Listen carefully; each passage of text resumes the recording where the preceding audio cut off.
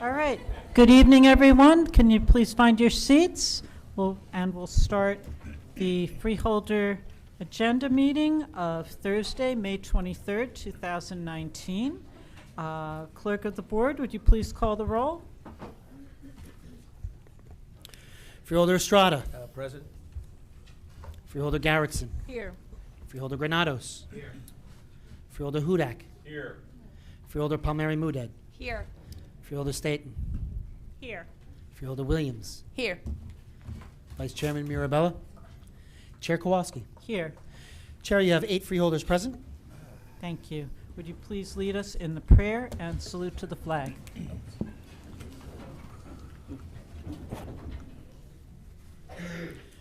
Humbly we ask God, the giver of peace and the lover of charity, to give the entire family of nations true agreement with his will, and to grant the light of his spirit on all who work for justice and peace. Amen. Amen. I pledge allegiance to the flag of the United States of America and to the republic for which it stands, one nation, under God, indivisible, with liberty and justice for all.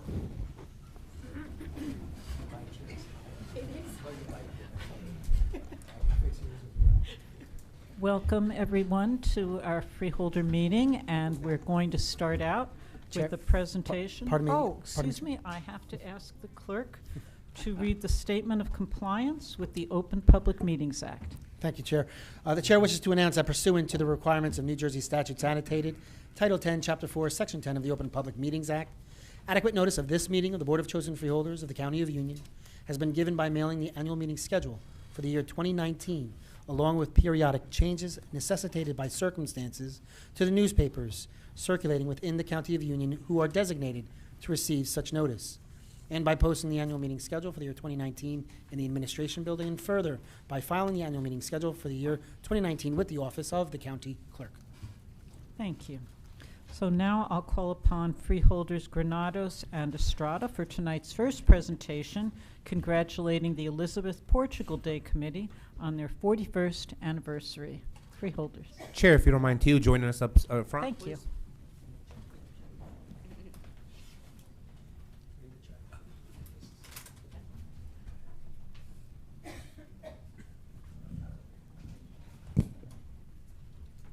So we'll let off Freeholder Estrada speak first, because he was truly the first one that started working with the Portugal Day Committee and part of the Freeholder Board. So definitely want to make sure that you get your proper kudos for all the work you've done with the Portuguese community, and we thank you for all that. Well, in terms of history, there's Duncan Salvis used to be a freeholder here for a term, which I replaced years later. Also, for me, it was also a pleasure to make sure that we kept on working very closely with the Portuguese community, and over the years have been my pleasure. And I know that since you have been here, you now have taken on the lead, and that's great. But it's not about individuals or anyone else, but rather the communities and what you as a member of the Portuguese community bring to the table. And it is a pleasure over the many years here in Union County that you have done tremendous amount of work to ensure that not only we recognize the participation of the Portuguese families, but also your ability to give to others in order to make lives better for many of the people throughout our county. So for that, we thank you extremely. Yes, we collaborate, but in the same token, it's all about helping people who have needs, and you consistently do that, and congratulations. And I'll bring it over to our chairwoman, who I'm sure has a couple of comments. Go right ahead. Thank you, Freeholder. I just want to repeat welcome to our representatives, and we very much appreciate the work for Portugal Day. You are part of the diverse mosaic of Union County, and all of you with your work and with your activities bring so much to Union County, so we thank you. And I'm going to call up Mary Almeida, the president of the 2019 Elizabeth Portugal Day Committee, and I have a resolution for you. Congratulations. Very much. And if you would like to call up some of the members of the committee, yeah. as the committee comes up, I just want to make sure we recognize our royals also. Maria Almeida is president of the committee. We have tremendous royals from the little princesinho, the princesinha, to the queen, to the king, to prince, princess. And all these members continue to be active in making sure that this is the longest running Portuguese parade in the state of New Jersey, celebrating 41 years this year. But more importantly, making sure they stay based to the community and making sure they stay family oriented. So with that said, I just want to thank each one of you for your commitment to our community, for your commitment to making sure that we truly show our diversity and ethnicities we have here in Union County. Councilman Grove, I know you have a couple words to say also. I just want to thank the Freeholder Board for year in and year out, going back when Freeholder Estrada and I had numerous conversations in the beginning of his term and his support, and I appreciate that, and I appreciate all the freeholders who sit here today supporting the community of our Portugal Day Parade in Elizabeth, and we will continue to make sure that we impress you with our parade on June 2nd, and all of you are invited to come down to Elizabeth on June 2nd and watch our parade come up Elizabeth Avenue, which is the biggest parade in the city of Elizabeth. Thank you. And we saved the best for last. Our Grand Marshal for the Elizabeth Portugal Day Parade, Joaquim Martins. We have a resolution for you, and let's give him a big round of applause for all the work he's done in our community.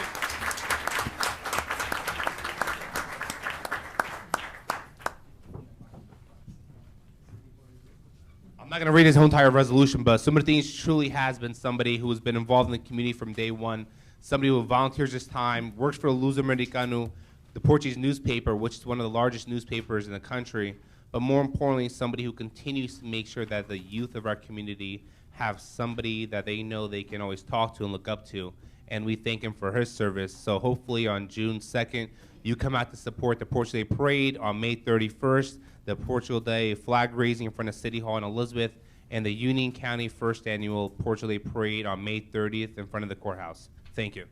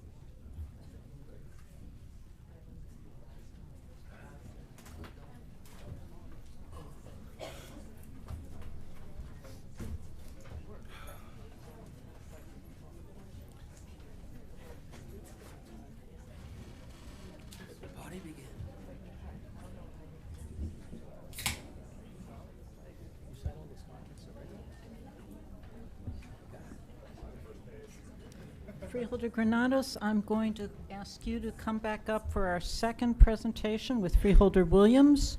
and that is about the Union County Student Training and Enrichment Program, UC STEP. Oh.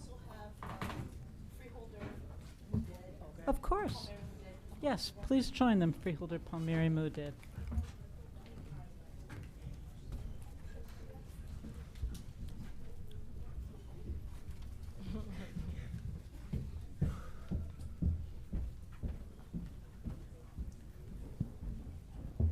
Good evening, everyone. Thank you for coming out. We have a presentation that we're going to be making to participants from various schools who participated in the UC STEP Link Up for Life Suicide Awareness and Prevention Civic Engagement Campaign. The task was to create a community-wide service project, a county-wide community service project for the following spring in order to receive the Step Up Start Now grant. So the first place team for UC STEP Start Now grant is the Benedictine Academy. So if you can come up.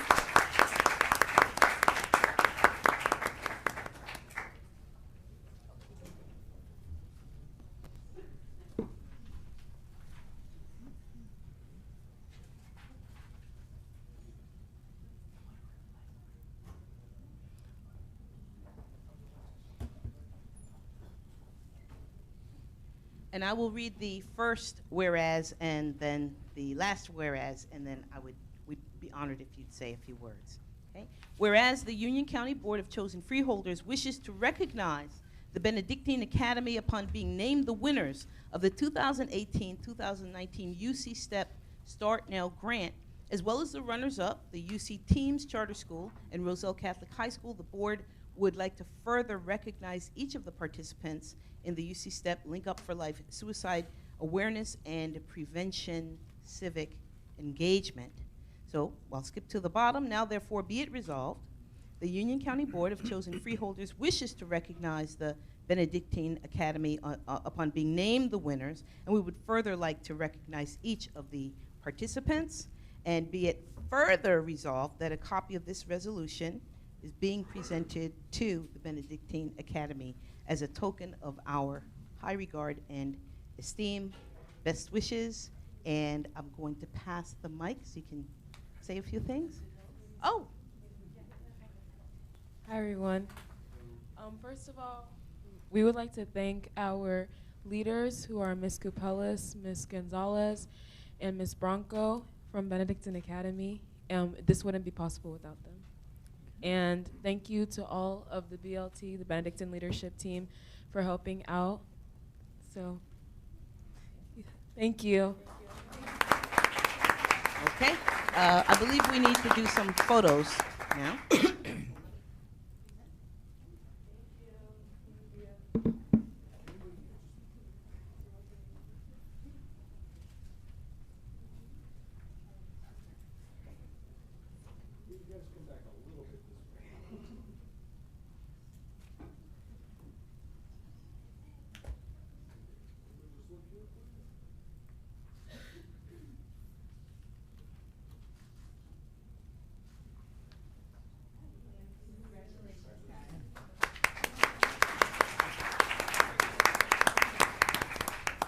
Freeholders would remain. Freeholder Williams, you have another presentation to make? Let's see. Okay, so now we want to bring up the UC Teams.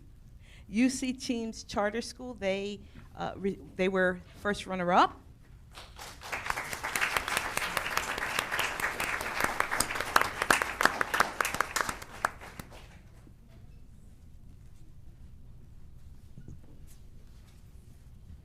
So congratulations. And do you have a representative who would like to say a few words?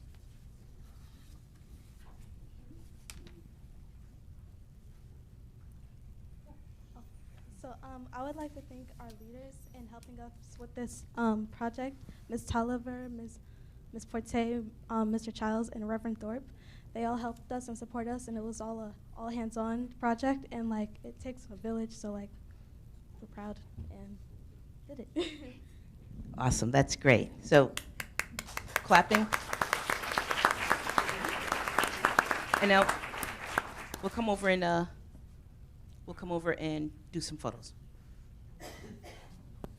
I also like to call up the Deputy County Manager, Amy Wagner, and Dina Mesros, who actually run the program. Let's give them a big round of applause for all their work they do.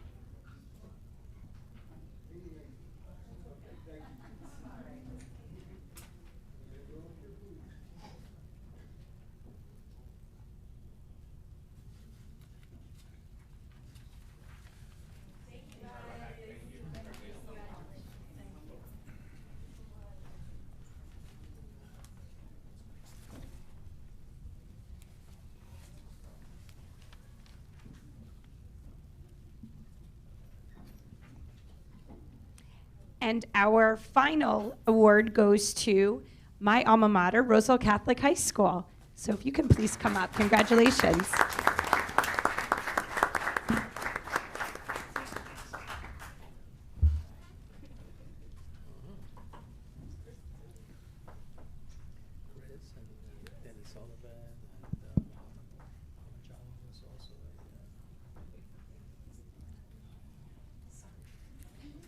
Would someone like to speak on behalf of the group? Okay, so we wanted to thank everyone who helped us with this because it's a really important project and to raise awareness for it meant a lot. So thank you to everyone who took the time to work to write links or to donate money or to run. We appreciate it a lot.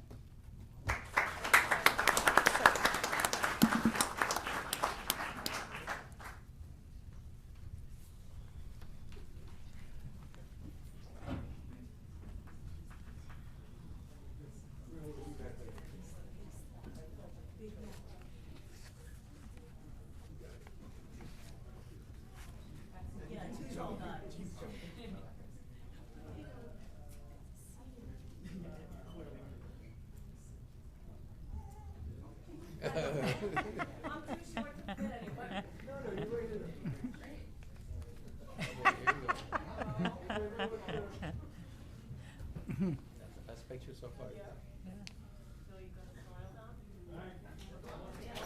Hold on. You're a photographer.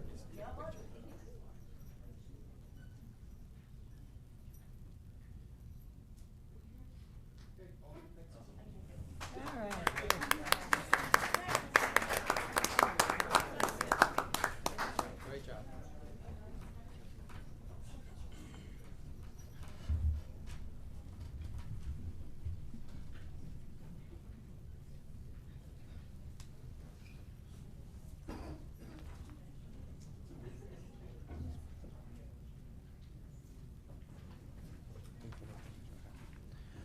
We'd like to call up Janet Sarkos, Executive Director of Caring Contact, to recognize Caring Contact's award-winning volunteer-staffed Caring Crisis Hotline and listening to communities that are dealing with depression, anxiety, and other sources of stress or suicidal thoughts. They've been a tremendous organization here in Union County and truly are making sure that every single person that makes a phone call or every single person that reaches out to your organization know that they have somebody who's going to not only listen, but it's going to follow up to them to make sure that they have the services and they have a friend on the other line. So we thank you for everything you've done.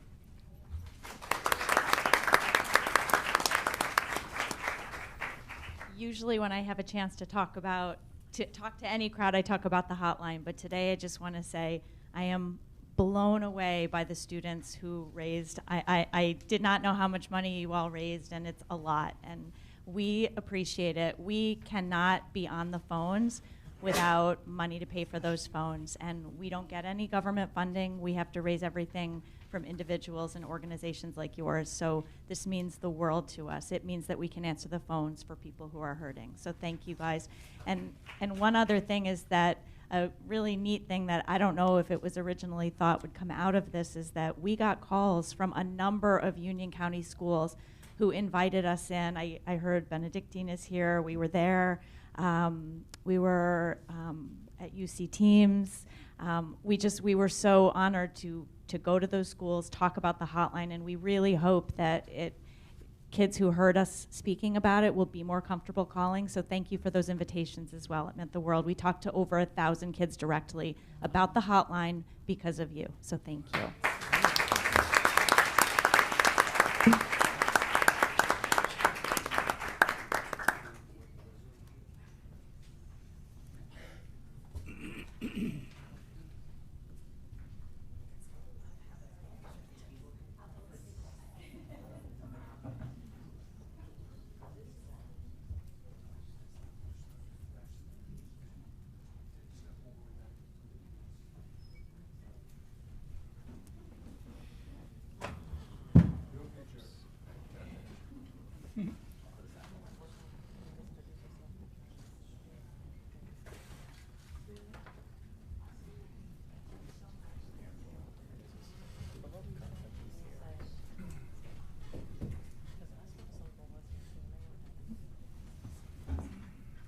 And for our final presentation, I would like to invite Freeholder Andrea Staten to come up.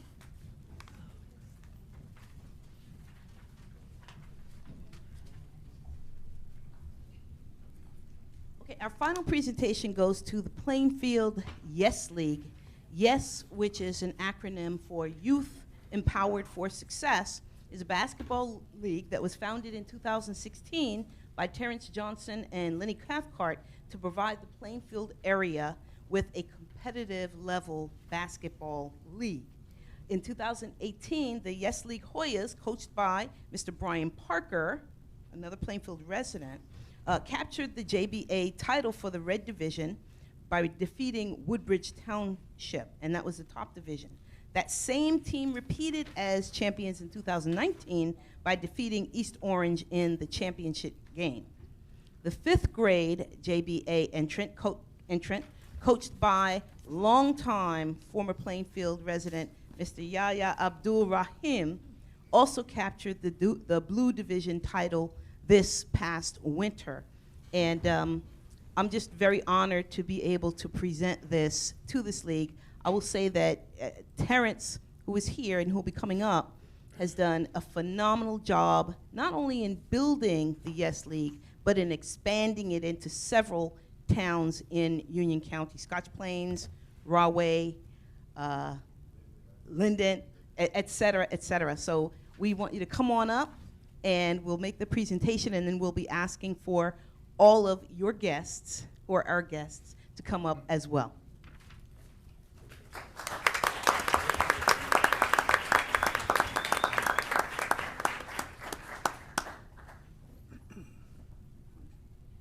And I'll just read a little bit of this presentation. So whereas the Union County Board of Chosen Freeholders would like to recognize the Youth Empowered for Success Basketball League for a successful 2019 season, and whereas the Youth Empowered for Success, the Yes League, was founded in 2016 by President Terrence Johnson and community activist Lenny Cathcart as a way to provide Plainfield area with a competitive level basketball league. Beginning with 180 participants, the league has now grown to 260 children this past season, including players from, and here we have the number, 15 different cities in the state of New Jersey. And that's a phenomenal accomplishment for such a young league. So I'll skip to the bottom. and say, therefore, be it resolved that the Union County Board of Chosen Freeholders would like to congratulate the Youth Empowered for Success League for a 2019 successful season, and we are presenting this honor to President Terrence Johnson. We have certificates for all of the children. We won't hand those out individually tonight, but we would like them all to come up for a photo.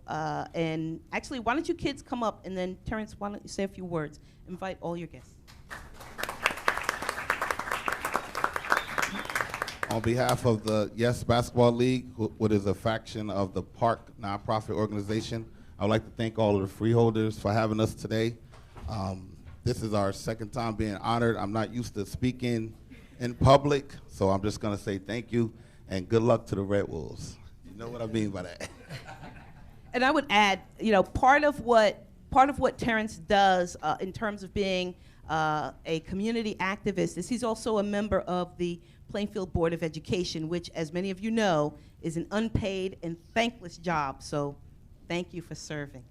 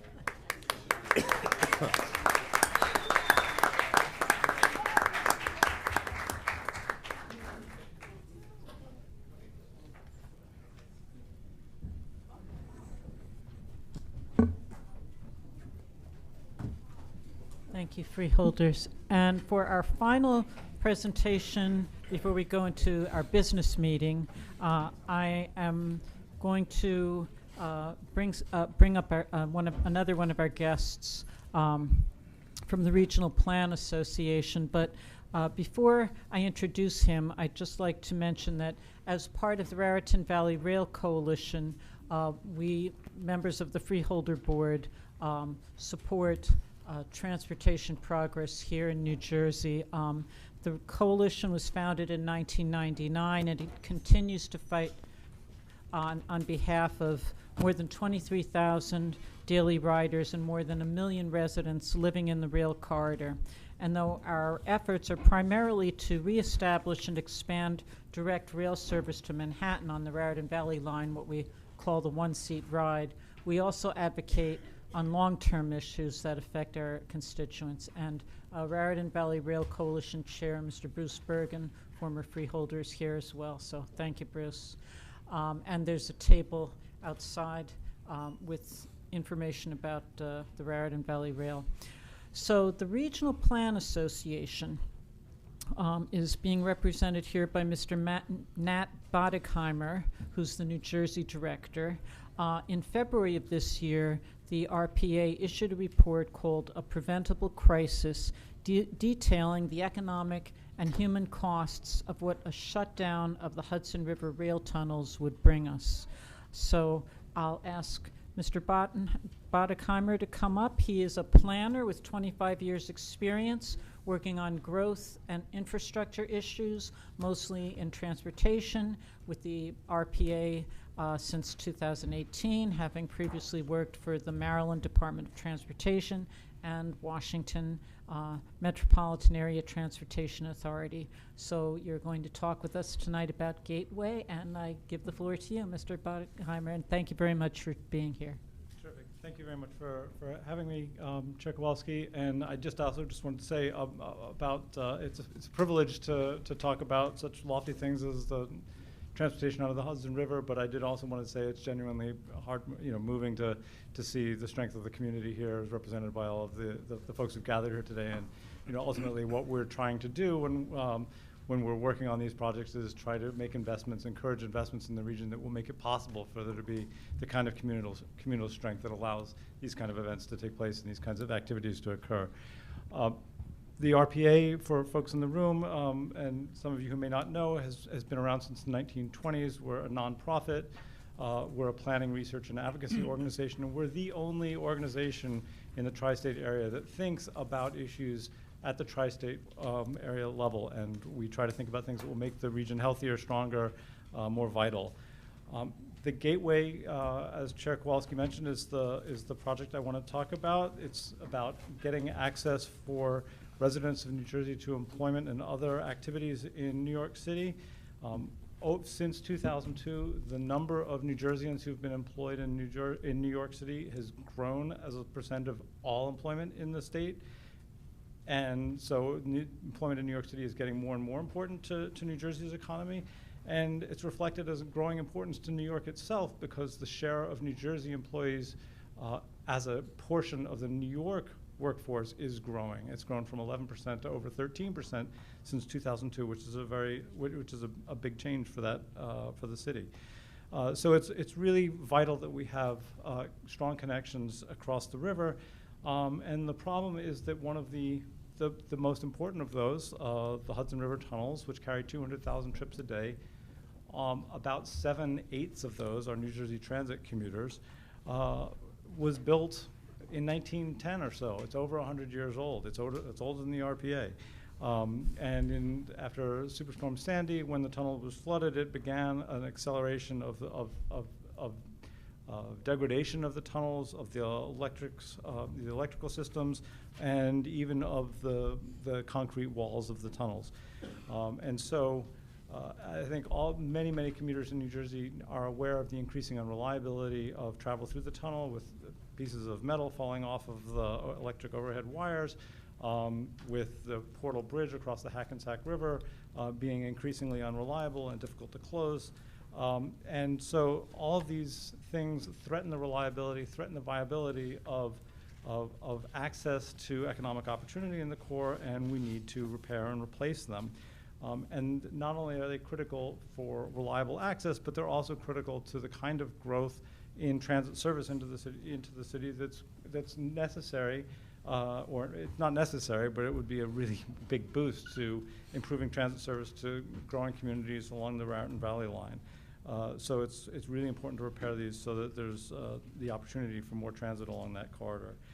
I'm going to talk a little bit about, given how important that access is, given how imminent in our day-to-day experience and just predictions of prospective leaders who've said, in 5 years ago, that we have maybe 20 years left life in those tunnels. That takes us up to 2030, 2035. We need to have new infrastructure in place to head off an interruption of access to the city. And so we conducted an analysis that looked at what the cost would be of not being prepared. So I want to be really clear that when we take a look at the numbers in this presentation this evening, what we're talking about is the economic impacts not of a catastrophic collapse of the tunnels, but of a very controlled 4-year closure of one tunnel at a time.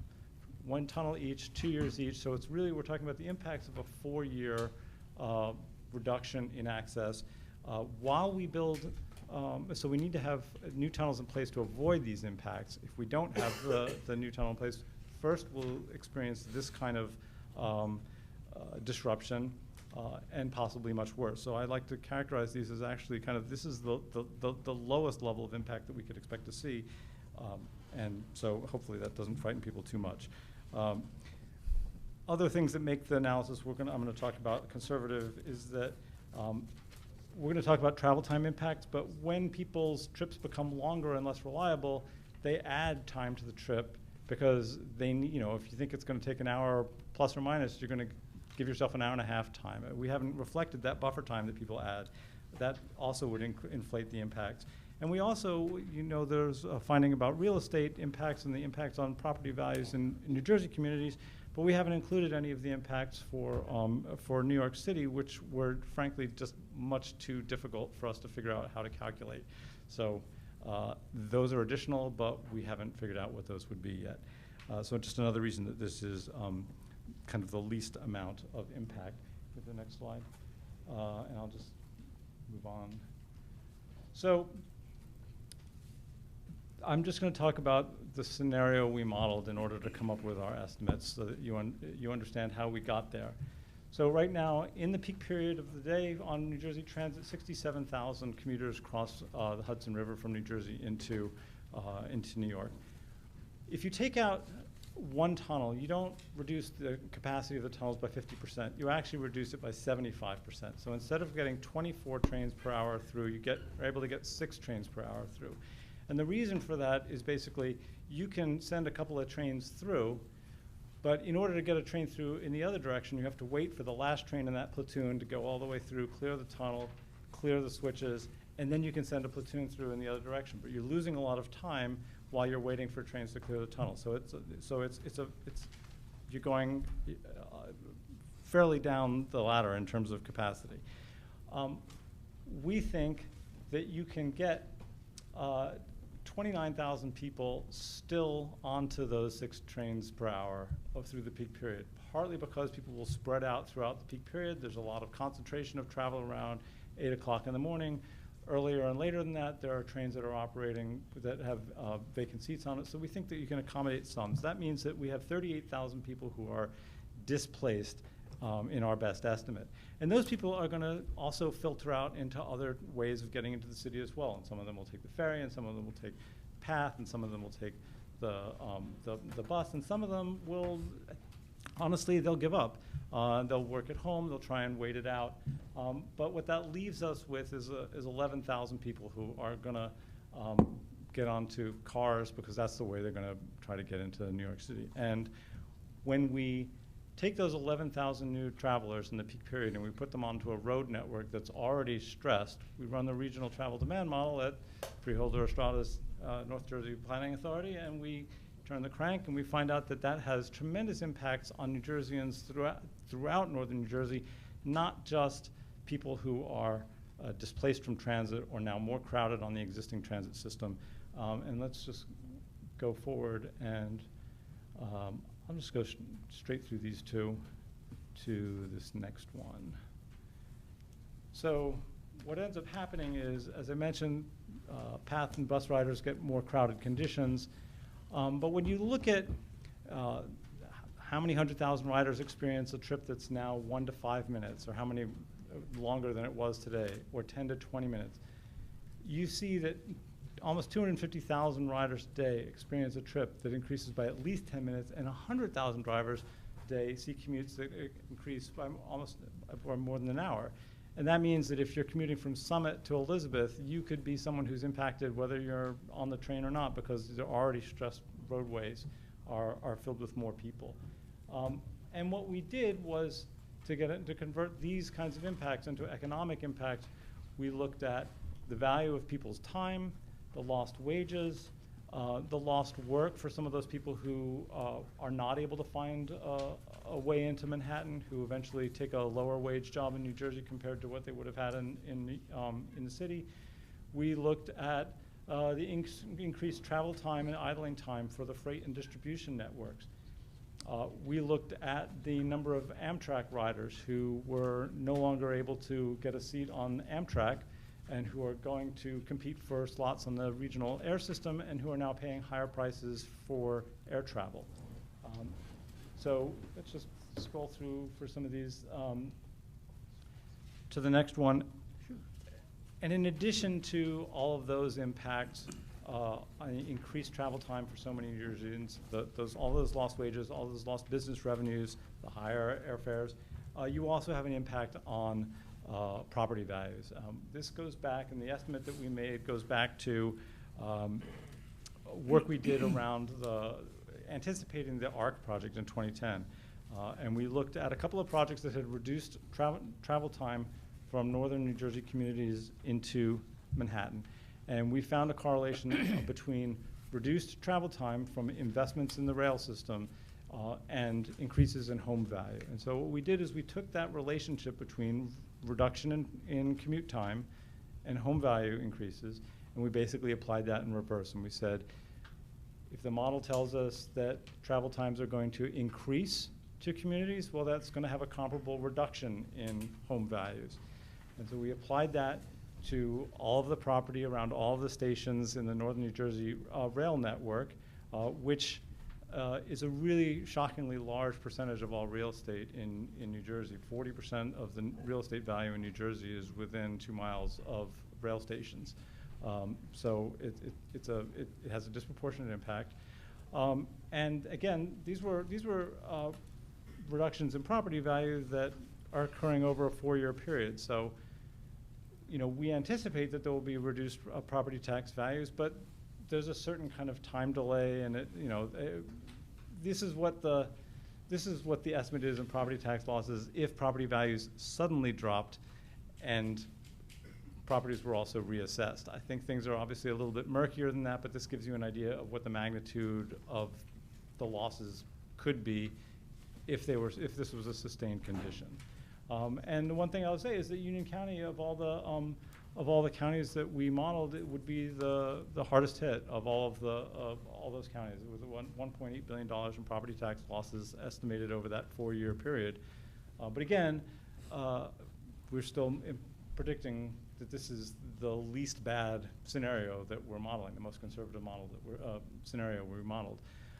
So that's just an overview of what we found. This is just increases our motivation to work to get funding for the replacement of the Portal Bridge across the Hackensack River, to add 2 new tunnels underneath the Hudson River, and to invest in the repair of the current tunnels. We're leading and assembling and growing a coalition of 42 members of the Built Gateway Coalition. We have 3,000 Twitter followers now on our Build Gateway Twitter handle, over an email list of 2,350 as of this afternoon. And we have recently added the Commerce and Industry Association of New Jersey, the Somerset Business Partnership. We have the Central Jersey Transportation Forum. We would love to add the Gateway Chamber of Commerce, Easy Ride, Meadowlands Chamber, Keep Middlesex Moving, folks that you may have in your day-to-day lives connections with. We'll be talking with the New Jersey Business and Industry Association and SEED in the coming weeks as well about bringing them on board. I think we're seeing more interest from the business community in joining us.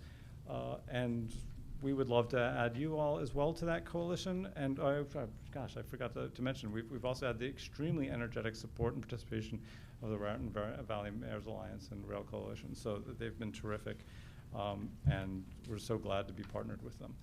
So that's sort of my call to action piece, and turn it over to you for questions and answers. All right, thank you very much, Mr. Boddikheimer.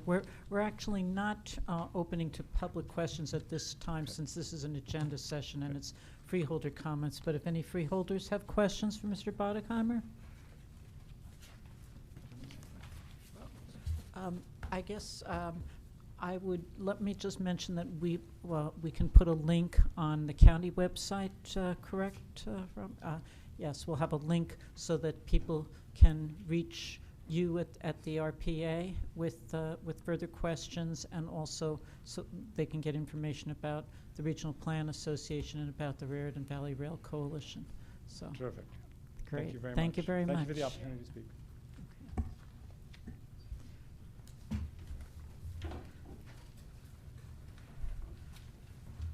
So we will approve communications later during the regular meeting, following right after this agenda meeting.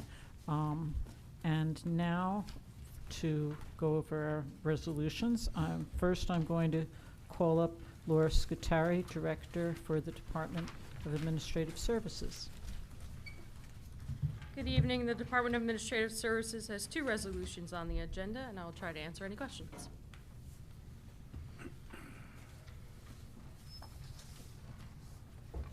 I think we're good, Director. Thank you. Thank you. Department of Economic Development, Deputy County Manager Amy Wagner. Good evening, Freeholders. The Department of Economic Development has 7 resolutions for your consideration, and I'd be happy to answer any questions. Freeholder Palmieri Muda. Thank you, Chair. For number 2, could you tell us who the those 100 youth, how are they targeted, or how do they apply for those opportunities? Absolutely. The United Way of Greater Union County is doing the program for us, so anyone that's interested would apply through them. Any businesses or even municipalities that are interested in hiring youth can also contact the United Way. We've already had a few municipalities that have expressed some interest. The county is going to use them to hire some students. There is an income eligibility requirement. It's basically the same guidelines as TANF, so if you can receive public assistance or your family can, then you would be eligible for the program. Thank you. Freeholder Strada. Thank you very much, Madam Chair. If you can give us an update, what exactly, number 7? Seems to be a lot of movement on the Simon Youth Academy. Yes, I'd be happy to give you an update. We're moving the fiscal years from June to December. No, what this does is it frees up money from the 2017 year and moves it to 2018. They wouldn't have been able to spend it. And what all of these resolutions, the last 5 of mine, are just shifting funding around so that we make sure we spend all of the workforce dollars in the current year that's expiring next month, which is 2017. As far as the Simon Youth Academy goes, we opened in October. We had hoped to accommodate 20 students. We have 30 and a waiting list. And on June 14th, I think it's June 14th, I'll double check and get you the right date, there will be the first graduation of the Simon Youth Academy, and 8 students will be graduating, which might not sound like a huge number to you, but A, they've only been there since October, and B, they could have come in at any point. They're out-of-school youth that have dropped out of school, so they might have dropped out. June 14th. June 14th, thank you. You'll actually all be getting your invitation to attend. But we're actually very excited with the response. To have a waiting list and to only be open a few months is remarkable, and then to see 8 students be able to graduate. And it's been so well received that we're actually creating a summer program so we can keep those students engaged through the summer months. That just happened today, so. Thank you. Anyone else? Okay, thank you, Director. Department of Engineering, Public Works, and Facilities, Joseph Graciano, Director. Good evening, Madam Chair, Freeholders. Good evening. I have three resolutions on tonight for your consideration, and I'll try and answer any questions you have. Freeholder Hudak. Thank you. Good evening, Joe. Good evening, Freeholder. Regarding the change order, number 1, would you mind detailing the need for the increase, what exactly the scope of the change is, and why it's coming up now? Sure, not a problem at all. During the course of this whole project, so this whole project started out as, and it will continue as, a fire code violations project for the courthouse tower and also for the rotunda. We went out to bid. The bid came in at, I believe, $19 million, basically split in half between the rotunda and the stair tower, about 9.5 each side. The rotunda project, which is on schedule to finish in November, while all this work was being done, it was noticed that paint is falling, paint is peeling throughout all the courtrooms, all the offices, and everything throughout the whole rotunda. That being said, we decided to look into, at this point, which would be the best point to do, because we're not going to go back and do it. We never anticipated doing this from the beginning. There's no specific reason why we did not look into painting it. At that point, it wasn't even a question. But the paint over, however old the courthouse is, and we are in a historical area. It's been peeling, it's been spalling. If you go into any of those rooms, you'll notice exactly what I'm noticing, and it is all lead paint. So we have to get that paint out of there no matter what. So we have to stabilize the lead paint.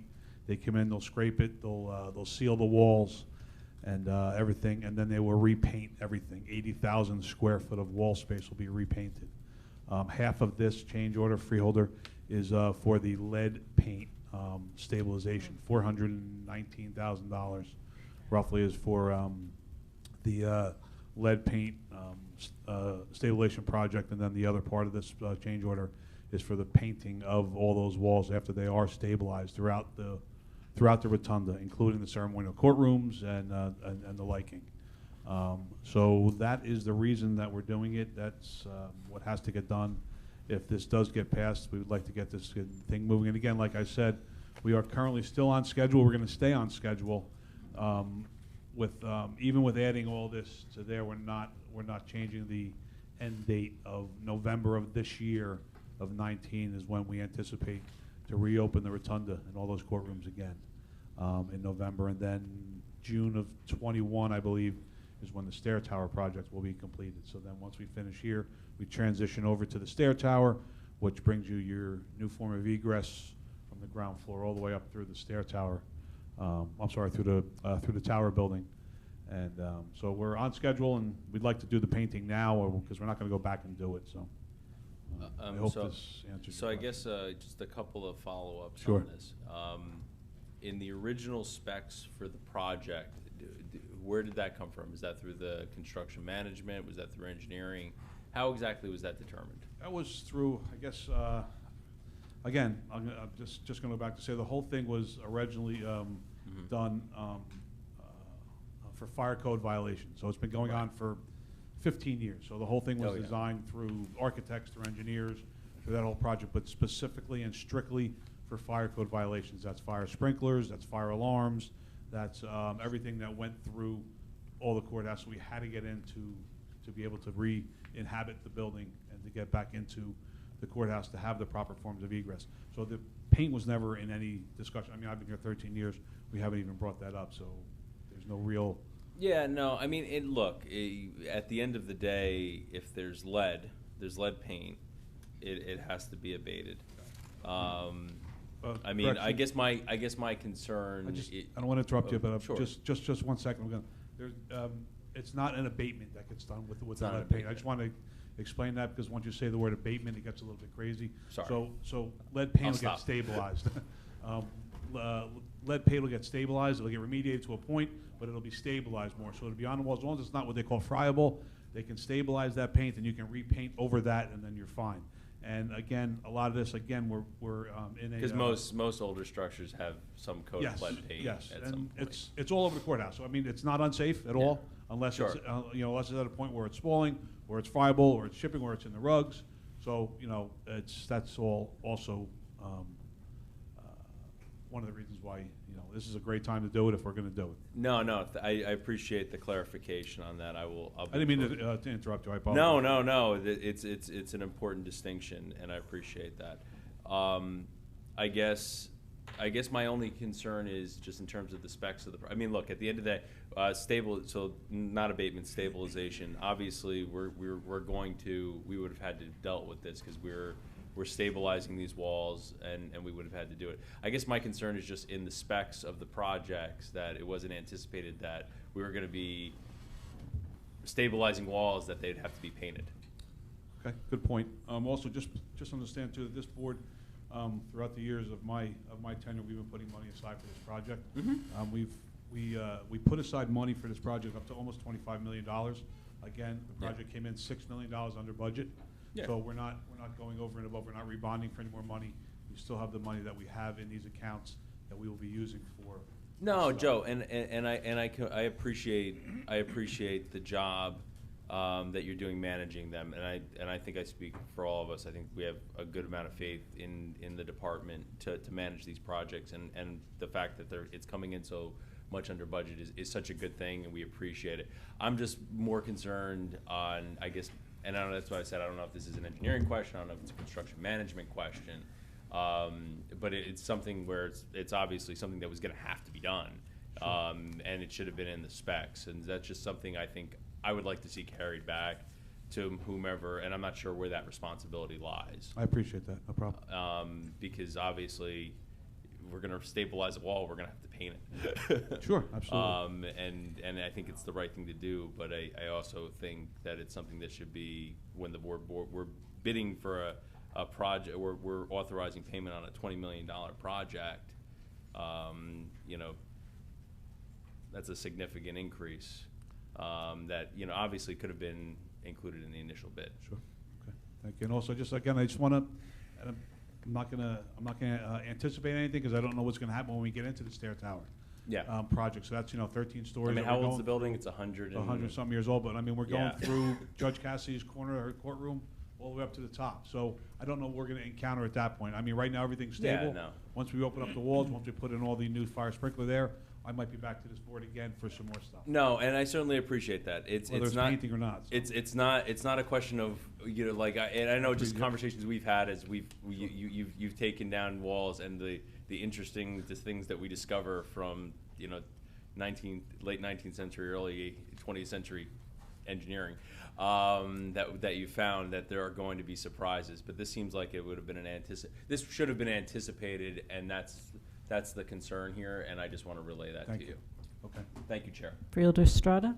Thank you. Thank you very much. Joe, a Yes, couple sir. of questions. Sure. So in essence, so I understand this correctly, we have two projects. We have the fire and sprinkler fire code at the courthouse, which has been going on for years. You said 15, so that's at $20 million, including this $917,287. But number two is associated to the stairway project, correct? Yes, it's all the same project, Freeholder. Okay. So both are the same. The rotunda and the stair tower are one project. One project. And when I say 15 years, I mean it's been going on. We've been violated for all those times. We had the violations for all those years. It's been going on for a lot of years. Yes, sir. Beyond Yes. 15. But the issue is, so both combined, you said you have put aside $25 million Yes. for that project. Did the money that you put aside, is it going to cover the asbestos issues in terms of Yes. remediation of asbestos? Oh, absolutely. Yes, that's all part of the project. that's So the cool. whole rotunda's been remediated, asbestos abated. So that's done now? Well, yeah, we still have to get to a couple floors, but yeah, it's on schedule, but that's all part of this. There's no other monies to be asked for that. So based on what you found in the lower levels, you don't think you're going to find something similar in the upper levels? No, we will. We know what we're going to find up there. Yes, And we you do have know, money and that's all that's part. already yes. covered. That's already in Yes, the- that's all in the covered works. as far as the asbestos goes. So Right. you're not ripping everything down. You're just with the asbestos. You're able to abate the areas that you I guess disturb, I should say, in a construction term. When you if you just penetrate a wall, let's say right through that block, you have the ability just to abate that area. There's a certain Okay. area you can abate So- for that. So I'm not saying that I don't know what's going to happen when we open up walls upstairs. Going up 13 floors, there might be some more paint up there that's more lead paint that's spalling and peeling that we're not noticing now that we will once we put in the new sprinkler and everything else like that. I'm not saying that's not going to happen. But as of now, that 13-story building is in better shape than the Rotunda building was, Okay. the 4-story building. Let's pray for 25. We're already, we're From just your a little mouth to over God's now. ears. Absolutely. Okay, thank you. Okay, thank you, Director. Thank you, Madam We'll Chair. move on to Department of Finance, Director B.B. Taylor.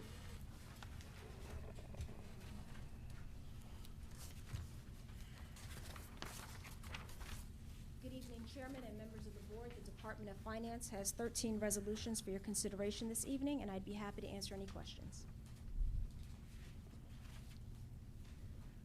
All right, Director, thank you. Thank you. Department of Human Services, Director Debbie Ann Anderson. Good evening, Chair and members of the board. The Department of Human Services has 11 resolutions on for tonight's agenda, and I'll be happy to answer any questions you may have.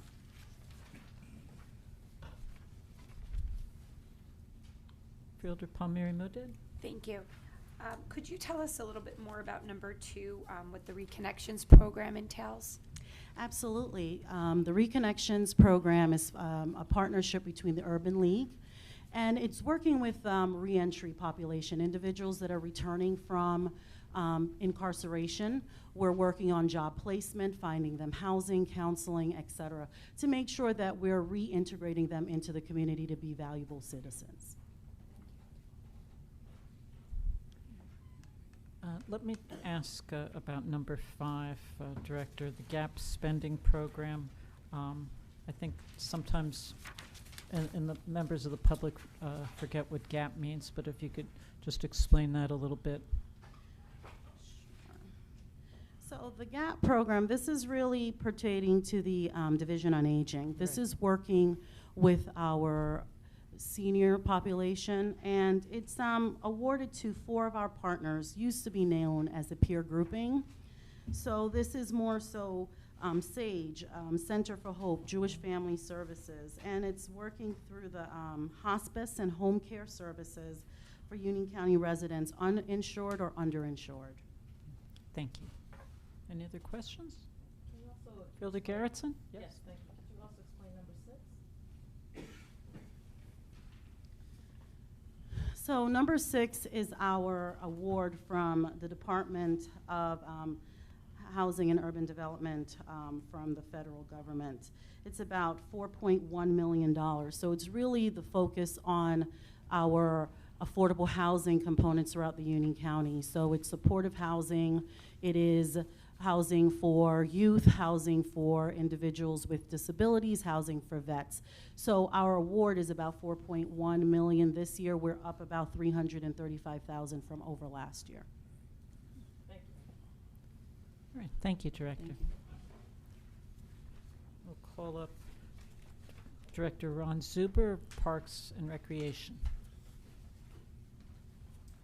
Good evening, Chairman. Department of Parks and Recreation has 3 items on tonight's agenda, and I'll try to answer any questions you have. Okay, thank you, Director. Thank you. County Council? Thank you, Madam Chair. The Office of the County Council has 3 items on tonight's agenda. I'd be happy to answer any questions the board may have. All right, thank you, Mr. Barry. You're welcome. And County Manager?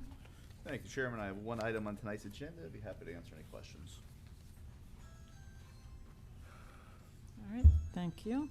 And as to freeholder-sponsored resolutions, as this is a double meeting tonight, I'll ask if any freeholders would like to join as a co-sponsor to any of the freeholder-sponsored resolutions listed on tonight's agenda. Yes, Freeholder Estrada. Yes, number 3, since it wasn't from the board, I would like to be included on that one. Yeah, Mr. Clerk, I think maybe Will there will that be change others some who of would the- like to join, so we'll do that from the entire board. That's number 3? Yes, Yes. please. Duly And, noted.